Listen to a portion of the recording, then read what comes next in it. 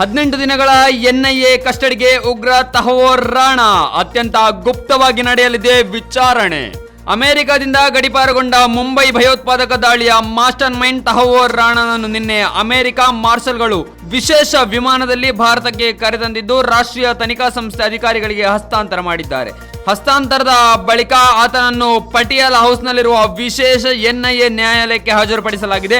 ಗುರುವಾರ ತಡರಾತ್ರಿ 90 ನಿಮಿಷಗಳ ಕಾಲ ನಡೆದ ಮುಚ್ಚಿದ ಬಾಗಿಲಿನ ವಿಚಾರಣೆಯ ನಂತರ ನ್ಯಾಯಾಲಯವು ಆತನನ್ನು 18 ದಿನಗಳ ಕಸ್ಟಡಿಗೆ ನೀಡಿದೆ. ನ್ಯಾಯಾಲಯದ ಆದೇಶದ ನಂತರ ರಾಣಾನನ್ನು ಶುಕ್ರವಾರ ಬೆಳಗ್ಗೆ ಬಿಗಿ ಭದ್ರತೆಯಲ್ಲಿ ಎನ್ಐಎ ಪ್ರಧಾನ ಕಚೇರಿಗೆ ಕರೆದೊಯ್ಯಲಾಗಿದೆ. ಅವನ ವಿಚಾರಣೆಗಾಗಿ ಎನ್ಐಎ ಪ್ರಧಾನ ಕಚೇರಿಯ ಆವರಣದಲ್ಲಿ ವಿಶೇಷ ಕೋಶವನ್ನು ಸ್ಥಾಪಿಸಲಾಗಿದೆ.